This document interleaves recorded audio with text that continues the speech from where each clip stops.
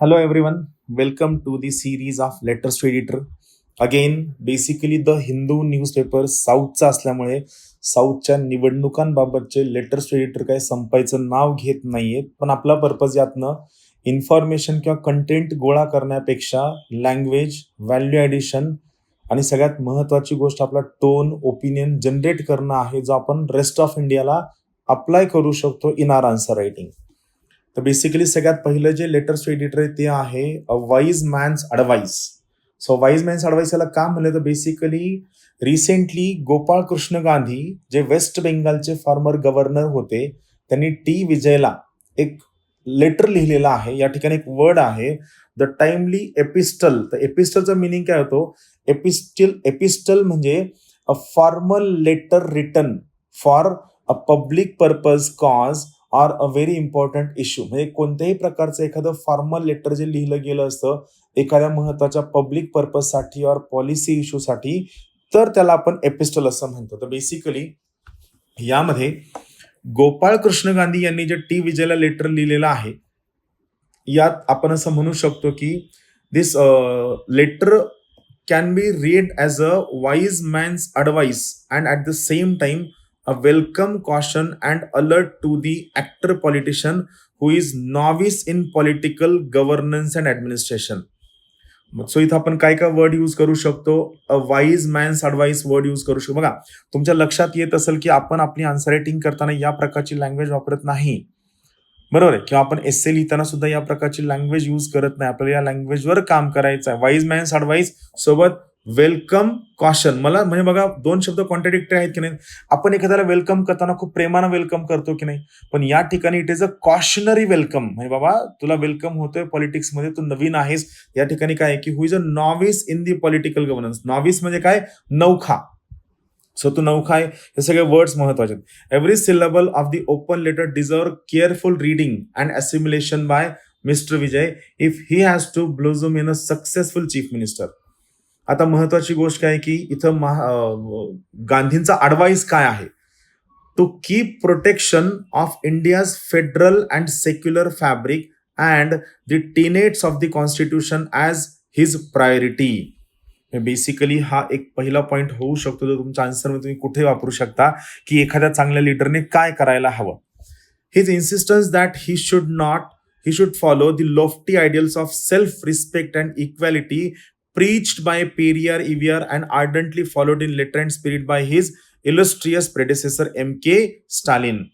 बघा किती इंटरेस्टिंगली सांगितलं. हा दुसरा पॉइंट होऊ शकतो की त्यांनी टी विजयनी काय करायला होतं. बेसिकली पेरियारनी जे सांगितलं होतं की तुम्ही इक्वॅलिटी, सेल्फ रिस्पेक्टला फोकस करायला हवा, आणि जो स्टालिननी सुद्धा खूप चांगल्या पद्धतीने वर्कआउट केलं होतं, ते यांच्याकडनं कुठंतरी सिने ग्लेअरच्या त्या पर्टिक्युलर ग्लॅमरसाठी यासाठी कॉम्प्रोमाइज होता कामा नये.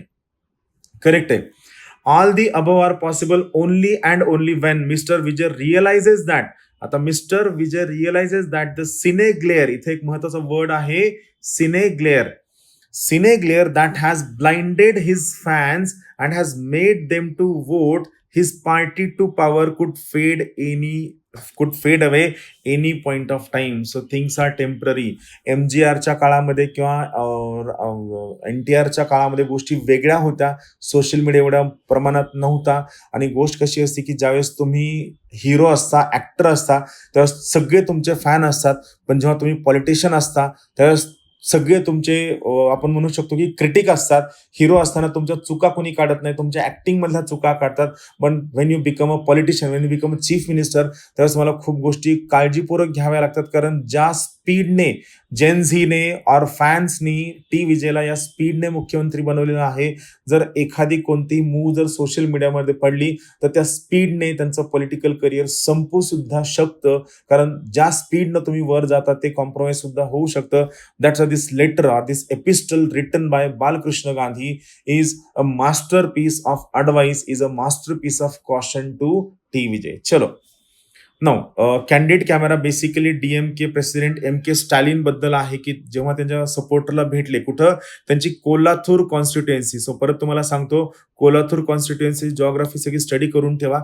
यावर UPSC प्रिलिम्स और MPSC प्रिलिम्सला क्वेश्चन येऊ शकतो जिओग्राफी बद्दल किंवा कशाबद्दल. इथं वेगळं असं काही नाहीये. Basically for a leader who has done so much for his Kolhapur constituency language फक्त महत्वाची आहे, बाकी महत्वाचं नाहीये. पॉलिटिकल आहे, आपल्याला तेव्हा जायचं नाहीये. ठीक आहे. इथं आणखीन काय reflect the deep bound he has built with the resident. One cannot and should not forget that. हा, one cannot and should not forget that mister Stalin made Tamil Nadu economically prosperous with gross state domestic product growth of 11.19% in 24-25.